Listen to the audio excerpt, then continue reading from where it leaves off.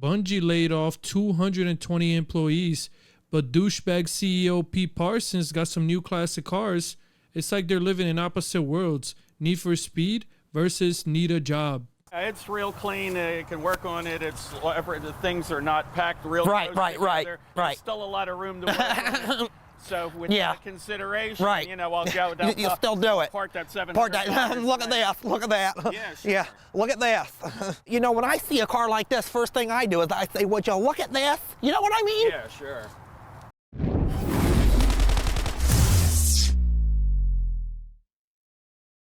Like the video if you're alpha, dislike the video if you're Beta. There has been another round of layoffs at Bungie, 220 to be exact, which once again shines the light at how scummy of a company Bungie is and how hypocritical they are. Let's look at Bungie's CEO's ex-bio. Be brave, be kind, F racism and social injustice. How are you out here talking about be kind, but you're putting 220 of your employees out of a job into the streets? So to explain things, I guess Bungie posted this article written by Pete Parsons, The New Path for Bungie. This morning, I'm sharing with all of you some of the most difficult changes we've ever had to make as a studio.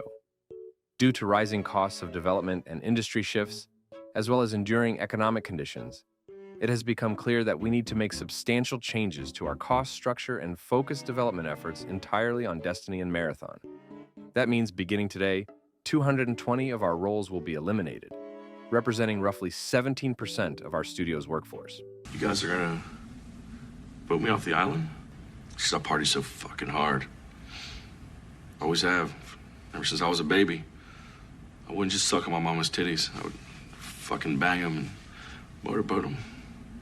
These actions will affect every level of the company, including most of our executive and senior leader roles. Today is a difficult and painful day, especially for our departing colleagues, all of which have made important and valuable contributions to Bungie. Our goal is to support them with the utmost care and respect. For everyone affected by this job reduction, we will be offering a generous exit package, including severance, bonus, and health coverage. Yeah, sure, utmost respect while you speed past them while they're in the unemployment line. Bro, and how smug does somebody gotta be to point out their own generosity like that? I realize all of this is hard news, especially following the success we have seen with the final shape.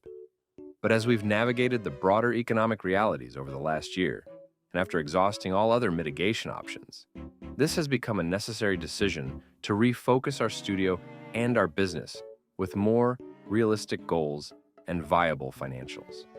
We are committing to two other major changes today that we believe will support our focus, leverage Sony's strengths, and create new opportunities for Bungie talent.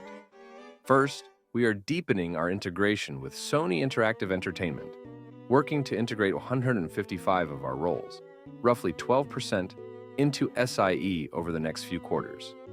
SIE has worked tirelessly with us to identify roles for as many of our people as possible, enabling us together to save a great deal of talent that would otherwise have been affected by the reduction in force.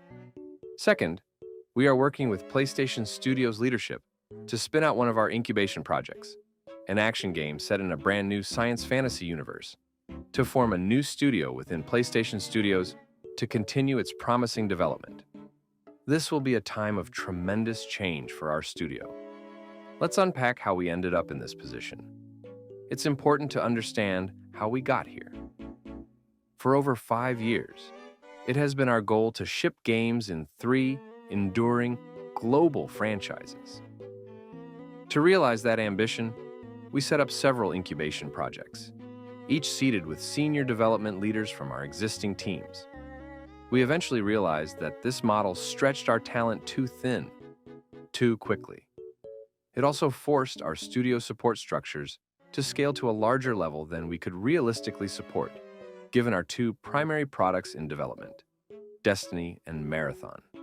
Additionally, in 2023, our rapid expansion ran headlong into a broad economic slowdown, a sharp downturn in the games industry, our quality miss with Destiny 2, Lightfall, and the need to give both. The final shape and Marathon, the time needed to ensure both projects deliver at the quality our players expect and deserve. We were overly ambitious.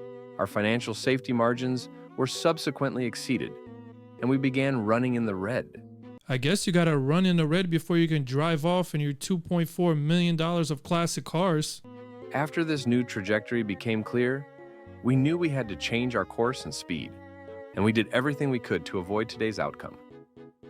Even with exhaustive efforts undertaken across our leadership and product teams to resolve our financial challenges, these steps were simply not enough. As a result, today we must say goodbye to incredible talent, colleagues, and friends. This will be a challenging time at Bungie, and we'll need to help our team navigate these changes in the weeks and months ahead. This will be a hard week, and we know that our team will need time to process, to ask questions, and to absorb this news.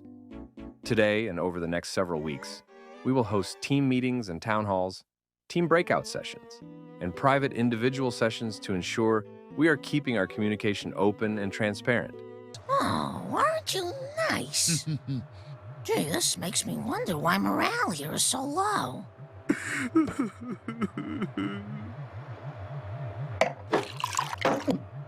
I am the angel of death. The time of purification is at hand. Dude, who cares? Bungie will continue to make great games.